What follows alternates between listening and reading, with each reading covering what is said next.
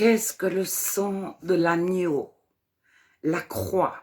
Pourquoi la croix? Moi, je suis toujours épatée de voir les nouveaux convertis qui comprennent la croix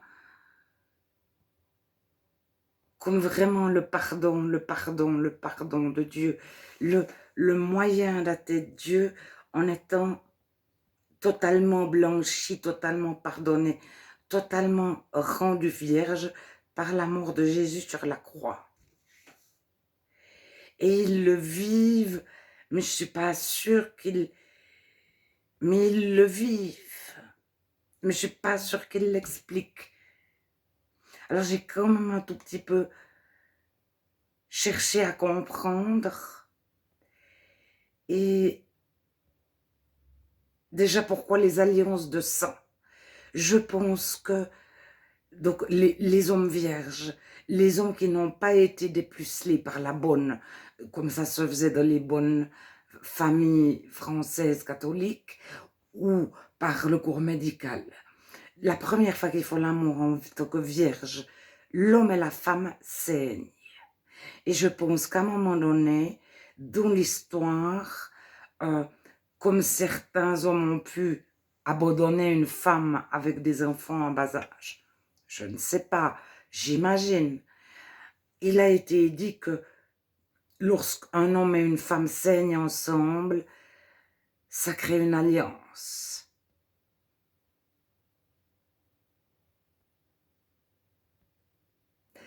Alors, ça part toujours de quelque chose de...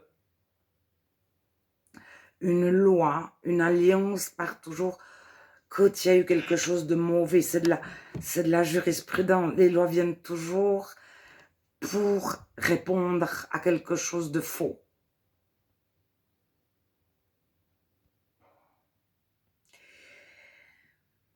Alors, dans l'occultisme et dans d'autres pratiques religieuses, dont passablement de pratiques religieuses, on fait couler du sang qu'on offre à la terre ou au Dieu pour apaiser le Dieu, pour avoir des bonnes récoltes, pour gagner une guerre, etc.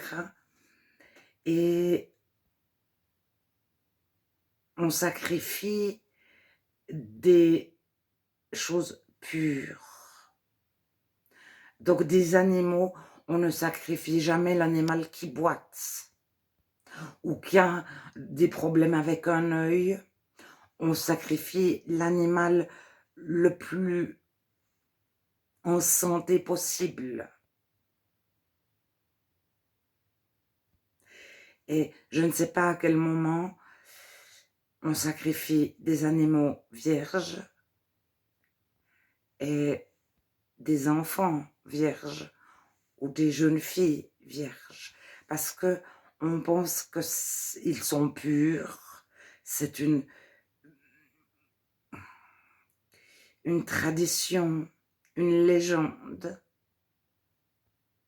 que la sexualité rendrait impure. Mais c'est la volonté de Dieu. Il nous a créés, procréés, etc. Il a béni l'homme à les procréer.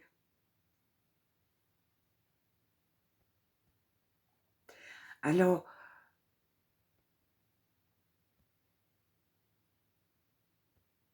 tous ces dieux, que ce soit la mère terre, le soleil, ou des dieux, etc., demandaient des sacrifices. Et les personnes, plus elles entrent là-dedans, plus elles doivent sacrifier pour pouvoir... C'est comme une drogue. On commence par un petit sacrifice pour une petite chose, comme le toxicomane commence par une ligne de cocaïne. Et puis, à la 50e ligne, il lui faut toujours plus. Et c'est infini dans l'occultisme.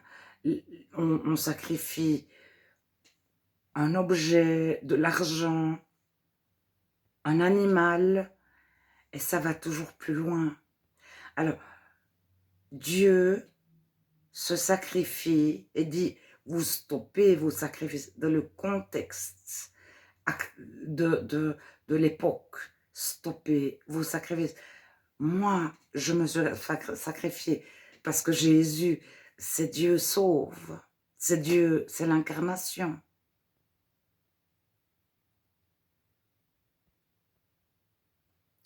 C'est le contraire.